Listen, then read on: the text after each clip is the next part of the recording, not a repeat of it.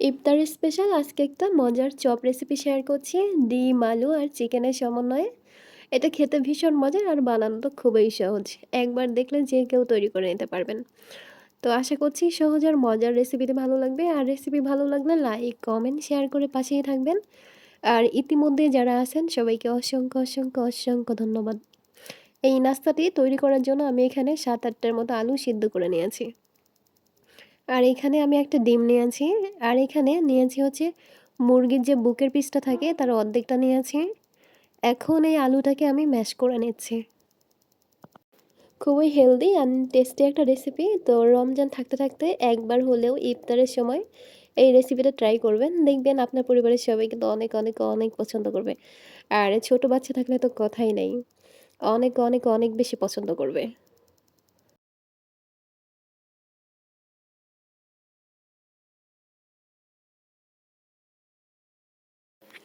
আলুটা ভালোভাবে ম্যাশ করা হয়ে গেলে চিকেন আর ডিমটাকেও ম্যাশ করে নিচ্ছি।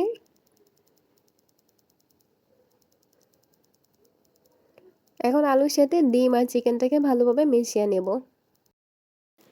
দেখতে দেখতে রমজানের বেশ কিছুদিন চলে গেল। তো সবাই চেষ্টা করবেন রমজান মাসের পুরো রোজাগুলো কমপ্লিট করার জন্য। তো আসলে সামনের বছর আমরা কে কোথায় থাকবো কেউ জানি না। তো সবাই চেষ্টা করেন। তো যতটুকু পারবেন রোজা রাখার চেষ্টা করবেন। তো সব কিছু একসাথে ভালোভাবে ম্যাশ করা হয়ে গেলে এখন এর মধ্যে দিয়ে দিচ্ছি গাজর কুচি। এখানে আমি অর্ধেকটা গাজর কুচি করে নিয়েছি। গাজর কুচিটাকে দিলাম। এখন এর মধ্যে দিচ্ছি পেঁয়াজের বেরেস্তা, লবণ দিয়ে দিচ্ছি পরিমাণ মতো,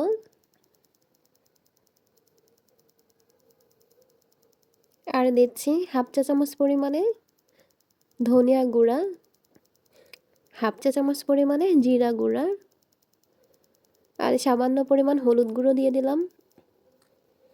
আর ১ চা চামচ পরিমাণে দিচ্ছি লাল মরিচের গুঁড়া। এখন দিচ্ছি ধনিয়া পাতা কুচি আর কাঁচামরিচ কুচি দিলাম। এখন সবকিছু একসাথে খুব ভালোভাবে মিশিয়ে নিচ্ছি।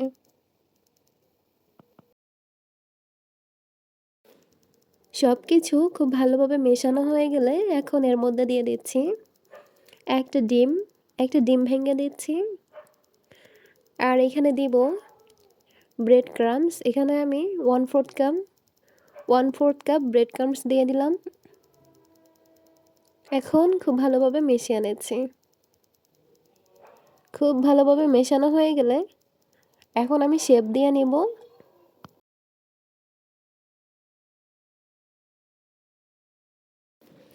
এইটাকে আপনি আপনার পছন্দ অনুযায়ী শেপ দিয়ে নিতে পারেন। কাবাবের শেপও দিতে পারেন, আবার কাটলেটের শেপও দিতে পারেন। তা আপনি আপনার পছন্দ অনুযায়ী শেপটা দিয়ে দিবেন। তা আমি এখন এইভাবে লম্বা লম্বা করে কাটলেটের মতো করে বানিয়ে নিচ্ছি।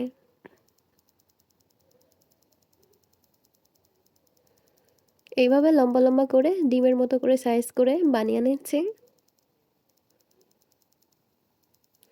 তো একে একে আমি এভাবেই সবগুলোকে তৈরি করে নেব। ব্যাস এই তো, একে একে সবগুলো আমার তৈরি করা হয়ে গেছে।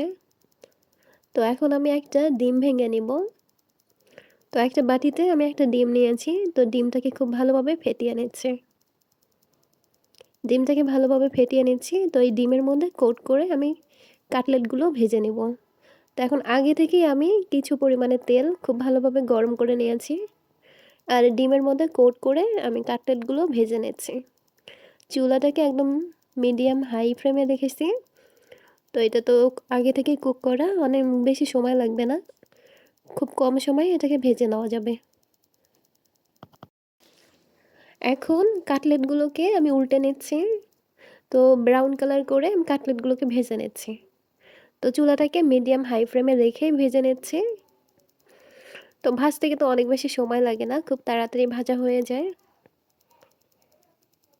তো একে একে আমি সবগুলো কাটলেটকে উল্টে পাল্টে ব্রাউন কালার করে ভেজে নিচ্ছি।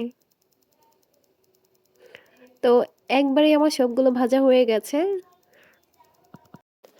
তো কাটলেটগুলো ভাজা হয়ে গেছে। তো এখন একটা ঝাড়নির মধ্যে তুলে তেল ঝরিয়ে নিচ্ছি। তো তেল ঝরিয়ে আমি এখন গরম গরম পরিবেশন করব। তো অনেকটা লোভনীয় আর খেতেও কিন্তু ভীষণ মজার। তো একবার হলেও বাসায় ট্রাই করবেন। দেখবেন অনেক, অনেক, অনেক ভালো লাগবে।